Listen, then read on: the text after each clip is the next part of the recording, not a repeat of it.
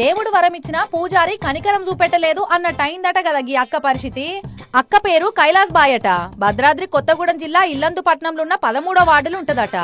ఓట్లకు ముందు PCC president హోదాల పాదయాత్రకు వచ్చిన ఇప్పటి సీఎం రేవంత్ సారు మంత్రి సీతక్కలు ఇద్దరు కలిసి నీ సమస్య ఏంది అని అడిగితే, సార్ నేను దివ్యాంగురాల్ని, మిషన్ కుట్టుకుంటా బతుకుతున్నా, నాకు ఇల్లు జాబు కావాలి సార్ అని అడిగితే, ఆల్ రైట్ వచ్చేది మన సర్కారే, నీకు ఇందిరమ్మ ఇల్లు కొలువు గ్యారెంటీ పో అని మెడల పూలదండేసి మరీ మాటిచ్చిర్రట. ఇగేంది అక్క షెట్టెక్కినంత సంబరంగా ఫీల్ అయింది. సీన్ కట్ చేస్తే ఇందిరమ్మ ఇండ్ల అర్హుల లిస్టులా టాప్ ప్లేస్ ల పేరు వచ్చిందట. ఇక ఇల్లు వచ్చినట్టే అనుకుంటుంటే ఫైనల్ లిస్ట్ లో పేరు గాయబ్ చేసిరట. సరే నాకు ఇల్లు వస్తుందా అంటే వస్తుందమ్మా, ఫస్ట్ లిస్ట్ లో నీ పేరే ఉంది, నీకే మొదటి స్థానం ఇస్తామని చెప్పి నాకు నమ్మించారు సార్.